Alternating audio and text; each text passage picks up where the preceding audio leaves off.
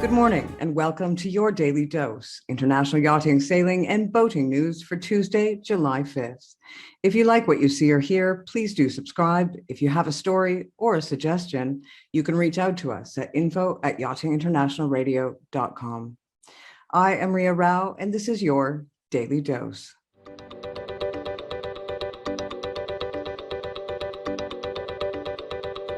A sad update on the fate of the missing crew from the Chinese vessel that snapped in two during a tropical storm in waters off of Hong Kong. The vessel, which was working on an offshore wind farm over the weekend when the area was hit by the typhoon Chaba on the 2nd of July, tried to avoid the typhoon at an anti-typhoon anchorage.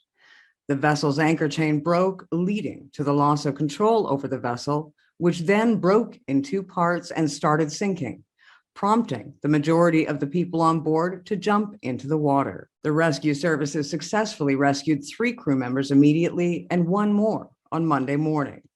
They have found the bodies of 12 more crew who have, unfortunately, lost their battle with the harsh waters. The operation continues to find the remaining 14 missing crew. All crew members from the vessel were wearing life jackets, which gives hope that more people have survived. We will continue to monitor the story and bring you news as it happens.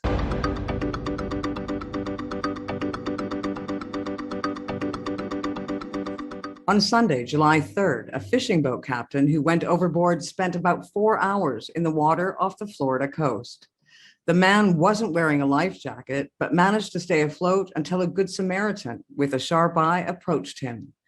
Officials said a crewmate was sleeping before waking up to discover that the captain might have fallen into the water. The two were the only people on the boat, which was on autopilot. The incident was reported at about 4 a.m. off the coast of the Florida Panhandle. The Coast Guard assembled air and water crews to look for the man who went missing roughly 12 miles south of Panama City.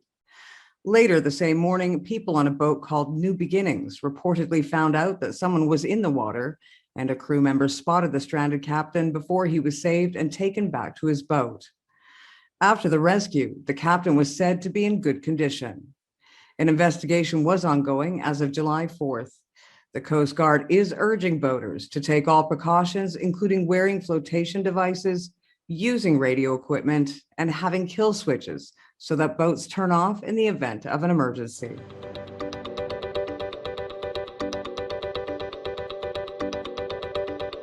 Seems that Tim Allen, the star best known for his role as Tim the Toolman Taylor in the 90s sitcom Home Improvement, could have used a few of his tools over the weekend.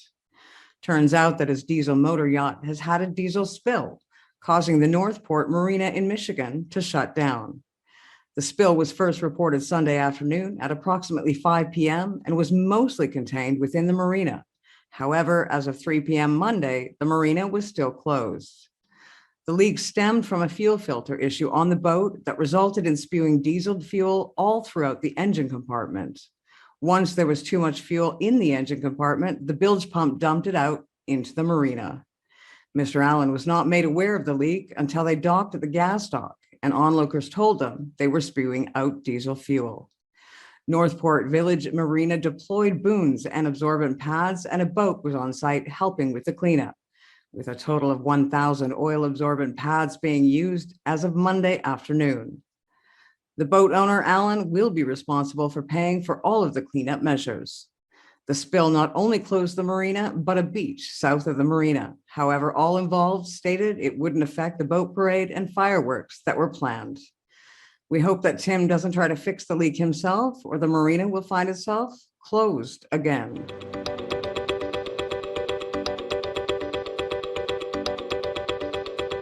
Great news for the environment on Friday as India imposed a ban on single-use plastics on items ranging from straws to cigarette packets to combat worsening pollution in a country whose streets are strewn with waste. Announcing the ban, the government dismissed the demands of food, beverage, and consumer goods companies to hold off the restriction to avoid disruptions. Plastic waste has become a significant source of pollution in India, the world's second most populous country. Rapid economic growth has fueled demand for goods that come with single-use plastic products, such as straws and disposable cutlery. But India, which uses about 14 million tons of plastic annually, lacks an organized system for managing plastic waste, leading to widespread littering. Streets across towns are littered with used plastic goods that eventually choke drains, rivers, and oceans, and also kill animals. India's ban on single-use plastic items includes straws, cutlery, earbuds, packaging films, plastic sticks for balloons, candy, and ice cream, among other products. Rather surprisingly, or not, Pepsi and Coke were among the companies that lobbied for straws to be exempted from the ban. According to the United Nations, plastic waste is at epidemic proportions in the world's oceans, with an estimated 100 million tons dumped there. Scientists have found large amounts of microplastics in the intestines of deep-dwelling ocean mammals like whales.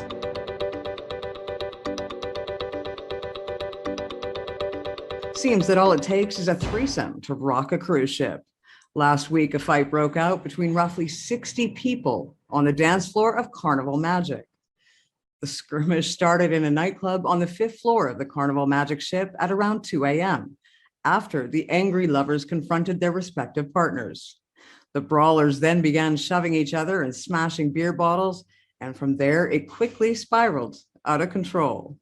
The dust-up lasted roughly an hour and spilled into the casino area on the same level of the ship before the fighters eventually moved from the 5th floor to the 1st.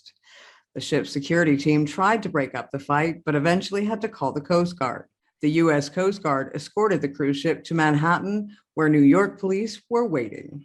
One passenger tweeted that as it was the last night of the cruise, he imagined that they had wanted to go out with a bang. Not sure if he was referring to the fight or the menage a trois.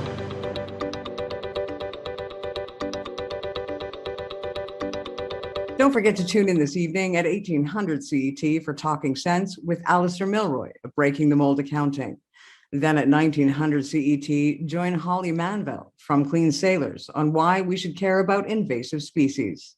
She is joined by a marine spatial ecologist, Dr. Alexandra Davies from the University of Alberta. This has been your daily dose of yachting, sailing, and boating news for Tuesday, July 5th. Thanks for tuning in. If you have any suggestions, questions, or news that you would like to share, please send us an email at info@yachtinginternationalradio.com. Don't forget to hit subscribe to be kept up to date on all the marine industry headlines happening around the world. Please join us here tomorrow morning for your daily dose of yachting, sailing, and boating news. I am Ria Rao, and this has been your Daily Dose.